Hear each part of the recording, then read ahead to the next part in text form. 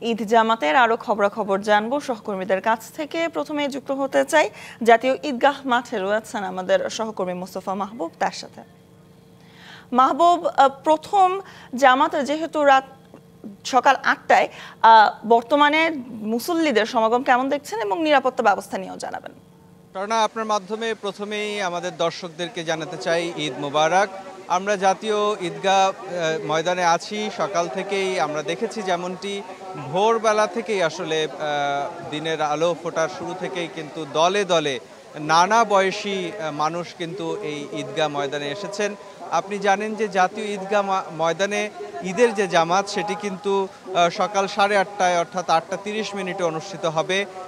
এই শেষ মুহূর্তে কিন্তু আমরা দেখছি মানুষের ঢল নেমেছে। হাজারো মানুষ তারা কিন্তু এই ঈদগাহ ময়দানে এসেছেন ঈদুল ফিতরের যে 2 রাকাত ওয়াজিব নামাজ সেটি আদায় করার জন্য।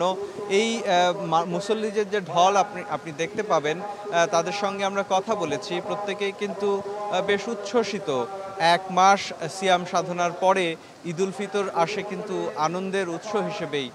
সবাই পরিবার পরিজন সহ প্রতিবেশীদের সঙ্গে মিলে, দেশবাসীদের সাথে মিলে, নানা শ্রেণী পেশার এবং নানা ধর্মের মানুষের সাথে মিলে কিন্তু আজ এই দিনটি উদযাপন করতে চান তারা। এবং এই আয়োজনে যারা এসেছেন, ঈদের নামাজে যারা এসেছেন, যারা এরই মধ্যে প্রবেশ করেছেন বা করছেন, তাদের সঙ্গে আমরা কথা বলেছি। তারা যেমনটা জানিয়েছেন এই নামাজের পরে তারা নিজের জন্য, দেশবাসীর জন্য, পরিবারের সদস্যদের জন্য, এমনকি নানা শ্রেণী পেশার এবং নানা ধর্মের মানুষের জন্য শান্তি কামনা করে কিন্তু তারা মুনাজাত করবেন, এমনটাও কিন্তু আমাদেরকে জানিয়েছেন। আপনাকে জানিয়ে রাখি, এখন 8:05 মতো বাজে। আর মাত্র 25 মিনিট পরেই কিন্তু ঈদুল ফিতরের যে জাতীয় ঈদগাহে যে ঈদ জামাত সেটি কিন্তু অনুষ্ঠিত হবে। সে কারণেই আমরা দেখছি এখানে মুসল্লি যারা আছেন, মূল যে নামাজের মাঠ, সেই নামাজের মাঠে প্রবেশের একটা তাড়া কিন্তু আছে। এখন শেষ মুহূর্তে অনেক মানুষ একসাথে প্রবেশের চেষ্টা করার ফলে যেটি হয়েছে, প্রবেশদ্বারগুলোতে আমরা দেখছি একটু জটলা তৈরি হয়েছে। এটি হচ্ছে এখন আমার সহকর্মীকে যে প্রবেশদ্বারটি আপনাকে দেখাচ্ছে, এটি হচ্ছে মূল প্রবেশদ্বার। এছাড়াও কিন্তু এই জাতীয় ঈদগাহ ময়দান যেটি হাইকোর্টের প্রান্তরে, তার আশপাশে কিন্তু আরও ছোট ছোট কয়েকটি গেট রয়েছে, সেখানেও কিন্তু আমরা দেখছি মানুষের ঢল। এবং এই মানুষের ঢল সামলানোর জন্য কিন্তু যেটি হয়েছে সেটি আমরা দেখছি, মানুষ, আইন শৃঙ্খলা বাহিনী যারা আছেন তারা কিন্তু হিমশিম খাচ্ছেন, কারণ এই মানুষের ঢল সামলানো কিন্তু আসলে খুব সহজ কথা নয়। কিন্তু যেটি আছে সেটি, এই মুসল্লিরা যারা আসছেন তারা কিন্তু সবাই সুশৃঙ্খলভাবে প্রবেশের চেষ্টা করছেন এবং একই সঙ্গে এই মুহূর্তটিকে, এই ঈদ জামাতে অংশ নেওয়ার যে মুহূর্তটি, সেই মুহূর্তটিকে আসলে অনেকেই প্রবেশের আগে ক্যামেরাবন্দি করে স্মৃতিতে রাখার চেষ্টাও কিন্তু আমরা করছেন, এমনটিও কিন্তু আমরা দেখছি। মূলত 8:30 এখানে ঈদের জামাত শুরু হবে এবং জামাতের পরে যেটি হয়, প্রথা অনুযায়ী বা নিয়ম অনুযায়ী ঈদ জামাতের পরে কিন্তু খুতবা হবে এবং খুতবার পরেই দেশ ও জাতির মুক্তি বা শান্তি কামনা করে মুনাজাত করা হবে, এমনটাই কিন্তু আমরা জানি। এবং এই জামাতে আজকে উপস্থিত থাকবেন ঈদের প্রধান জামাতের খবর জানাচ্ছিলেন সহকর্মী মোস্তফা মাহবুব। এবার জানতে চাই চট্টগ্রামের খবর। চট্টগ্রাম নগরে জমিয়াতুল ফালাহ মসজিদ প্রাঙ্গণ থেকে যুক্ত হচ্ছেন সহকর্মী মাসুদুল হক। মাসুদ, সমবেত মুসল্লিরা কি বলছেন এবং জামাত কখন? চট্টগ্রামে ঈদের প্রথম এবং প্রধান জামাত অনুষ্ঠিত হয়েছে একটু আগে, অর্থাৎ 8টা বাজে, এবং ঈদের দ্বিতীয় জামাত অনুষ্ঠিত হবে সকাল 8:30। এই মুহূর্তে রয়েছে জমিয়াতুল ফালাহ মাঠে। আপনারা দেখছেন এই মুহূর্তে প্রথম জামাত সেটি সম্পন্ন হয়েছে এবং এখানে কিন্তু হাজারো মুসল্লি অংশ নিয়েছে। আজকের এই জামাতে মুক্তিযোদ্ধা উপদেষ্টা ফারুকী আজম, সিটি কর্পোরেশনের মেয়র ডাক্তার সাদাত হোসেন, মহানগর জামায়াতের আমির শাহজাহান চৌধুরী সহ বিভিন্ন রাজনৈতিক দলের নেতৃবৃন্দ এবং নেতাকর্মীরা উপস্থিত এখানে হয়েছেন। এবং আসলে এই প্রতিবারের মতো এবারও কিন্তু পুরো চট্টগ্রাম জুড়ে এই মুহূর্তে ঈদের আমেজ সৃষ্টি হয়েছে। অর্থাৎ নামাজের পরেই এখানে দ্বিতীয় জামাতে অংশগ্রহণ করার জন্য যারা মুসলিম তারা অপেক্ষা করছেন। এবং এই ঈদ আনন্দ যাতে, ঈদের জামাত যাতে সুষ্ঠুভাবে সম্পন্ন হয় সেজন্য আইনশৃঙ্খলা বাহিনীর পক্ষ থেকে নেওয়া হয়েছে বিশেষ নিরাপত্তা ব্যবস্থা এবং এখানে প্রায় 300 নিরাপত্তা বলয় তৈরি করা হয়েছে। এছাড়া সিসিটিভি ক্যামেরা দিয়ে অত্র ঈদগাহ মাঠ সহ নিয়ন্ত্রণ করা হচ্ছে। শুধু এইখানে নয়, নগরীর স্টেডিয়াম সহ ৪১টি ওয়ার্ডে সিটি কর্পোরেশনের তত্ত্বাবধানে ঈদ অনুষ্ঠিত হচ্ছে। এবং আমি যেমনটি বলছিলাম, যেহেতু ঈদের যে প্রথম জামাত এই মুহূর্তে সম্পন্ন হয়েছে এবং এরপর পরে কিন্তু আমরা দেখেছি এখানে এই মুহূর্তে দ্বিতীয় জামাতের তারা অনেকে প্রস্তুতি নিচ্ছেন। ঈদ উৎসব আসলে ঈদের যে আনন্দ সেটি ছড়িয়ে পড়েছে পুরো চট্টগ্রামে এবং আমরা দেখেছি প্রতিবারের মতো এবারে কিন্তু ব্যতিক্রম হয়নি। এখানে কিন্তু হাজারো মুসল্লি এই জামাত অংশ নিয়েছেন এবং নগরীর এখানে ছাড়াও আমি আগে জানিয়েছিলাম নগরীর ৪১টি ওয়ার্ডে এবং বিভিন্ন লালদিঘি মসজিদ স্টেডিয়াম সহ বিভিন্ন জায়গায় ঈদের জামাত অনুষ্ঠিত হচ্ছে।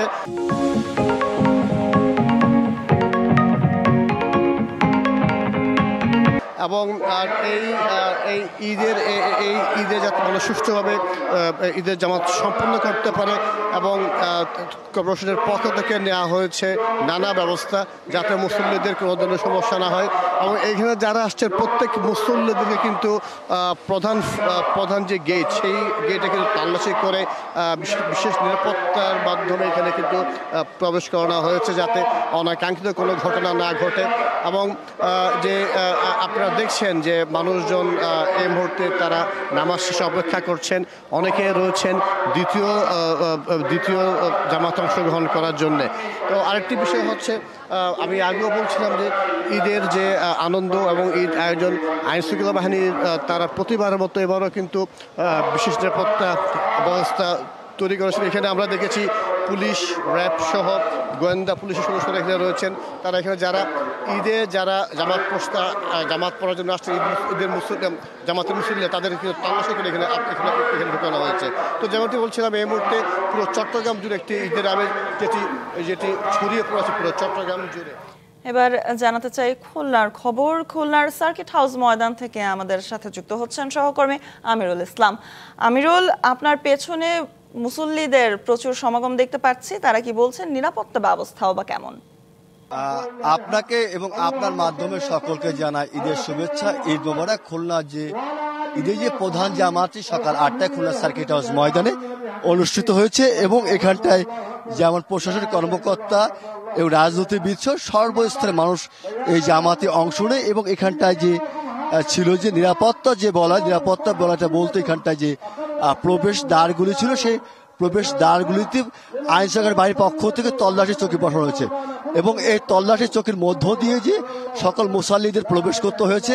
অনুরূপভাবে থাকছে যে এখানটায় যে সার্বিক নিরাপত্তার বিষয়টি রয়েছে সেটা কিন্তু পুলিশ প্রশাসন সঙ্গে রয়েছেন যে র্যাবের সদস্যরা নিয়োজিত রয়েছেন এবং খুলনা মহানগরীতে ১৭৮০টি যে মসজিদ ও ঈদগাহ ময়দানে ঈদের জামাত অনুষ্ঠিত হচ্ছে। তবে এই জামাতের মধ্য থেকে 18টি যে ঈদের জামাত সেটা সর্বোচ্চ গুরুত্বের সাথে নিরাপত্তা ব্যবস্থা জোরদার করেছে প্রশাসনের পক্ষ থেকে এবং এখানটায় থাকছে যে যেহেতু খুলনা সার্কিট হাউস ময়দানটি খুলনার সর্ববৃহত্তম ঈদের জামাত প্রধান ঈদের জামাত, সেই কারণে এখানটায় কিন্তু যে দূর দূরান্ত থেকে মুসল্লিরা ছুটে আসছেন এখানটায় ঈদের জামাত আদায় করে, সেই কারণে এখানটায় যে পাক পবিত্র হওয়ার জন্য পানীয় যে ব্যবস্থা সে অজুর ব্যবস্থা সেখানে কিন্তু এখানে রাখা ছিল প্রশাসনের পক্ষ থেকে, বিশেষ করে আয়োজকদের পক্ষ থেকে। প্রতি বছরের ন্যায় এবছরও খুলনা সিটি কর্পোরেশন এবং জেলা প্রশাসনের পক্ষ থেকে এই ঈদের জামাতের আয়োজন করা হয়েছে এবং এখানে সকাল থেকে দেখেছি যে মুসল্লি যারা রয়েছে তারা কিন্তু জায়নামাজ হাতে নিয়ে এবং নতুন পোশাক পরে পাক পবিত্র হয়ে এই জামাতে পরিবার সদস্যদের নিয়ে নামাজ আদায়ের জন্য এখানটায় ছুটে আসছেন এবং এখানটায় ছুটে এসে নামাজ আদায় করছে এবং এখানটায় এখন কিন্তু খুতবা পাঠ হচ্ছে। খুতবা পাঠ শেষে যে দেশ ও জাতির যে উন্নতি সমৃদ্ধি কামনায় দোয়া অনুষ্ঠিত। এটা আসলে সর্বশেষ অবস্থা। এবার জানাতে চাই বরিশালের খবর। বরিশালে কেন্দ্রীয় হেমায়েতুদ্দিন ঈদগাহ ময়দানে জড়ো হয়েছেন মুসল্লিরা। রয়েছেন আমাদের সহকর্মী সালেহ টিটু সেখানে। টিটু, বর্তমানে সেখানে সমবেত মুসল্লিরা কি বলছেন, প্রথম জামাতই বা কখন?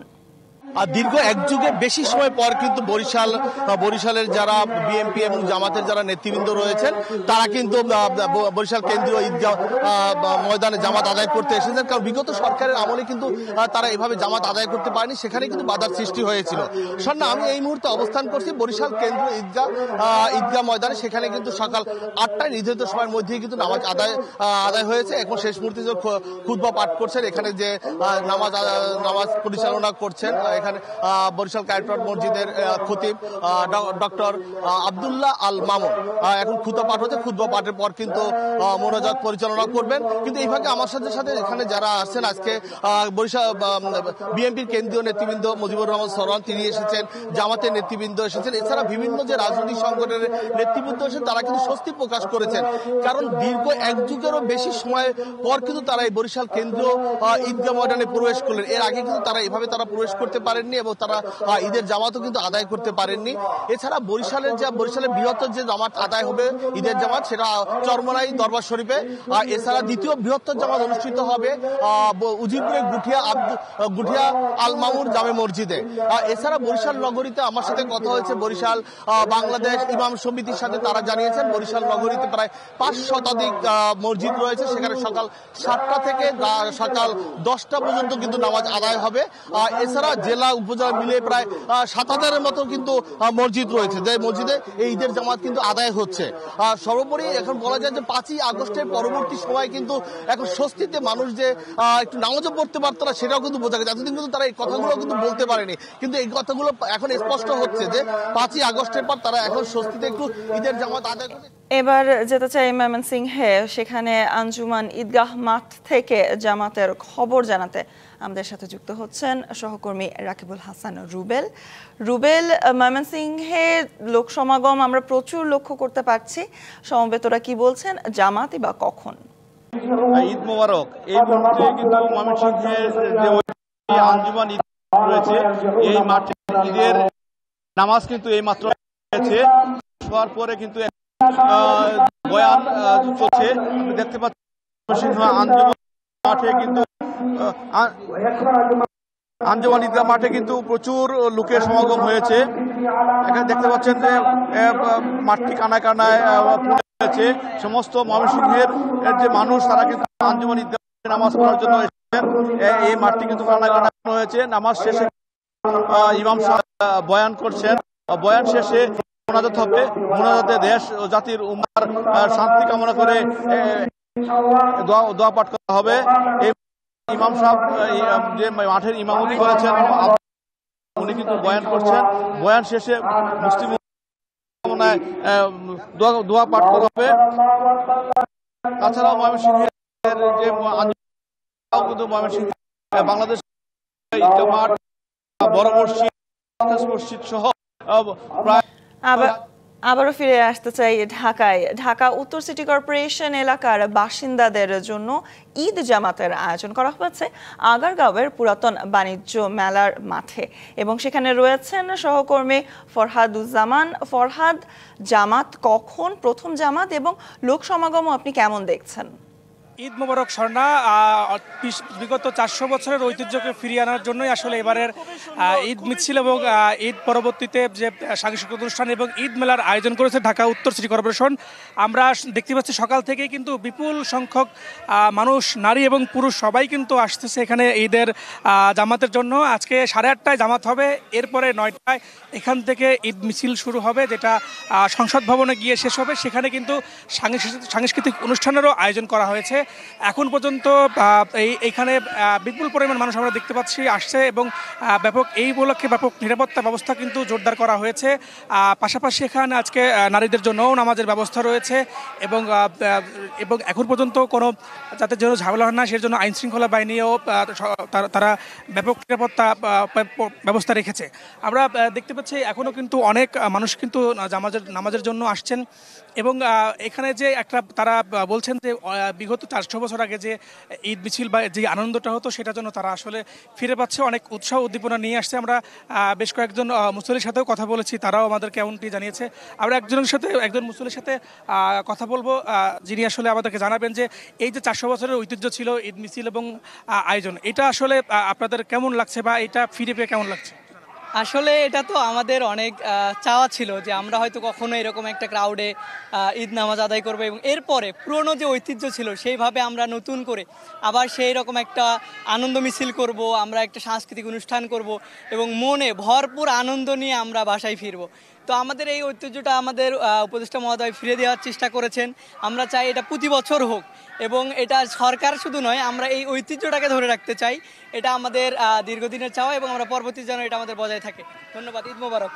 শোনা জানেন যে এই নামাজের পরে কিন্তু 9টায় ঈদ মিছিল হবে এবং 10টা থেকে কিন্তু এখানে 2 দিনব্যাপী ঈদ মেলারও আয়োজন করা হয়েছে। পাশাপাশি 11টায় সাংস্কৃতিক অনুষ্ঠান রয়েছে। এখন পর্যন্ত এই বাণিজ্য মেলার মাঠ থেকে আমার কাছে এই ছিল সর্বশেষ তথ্য। স্বর্ণা, দেশের বিভিন্ন প্রান্ত থেকে সহকর্মীরা যুক্ত হয়েছিলেন এবং জানাচ্ছিলেন ঈদ জামাতের খবর।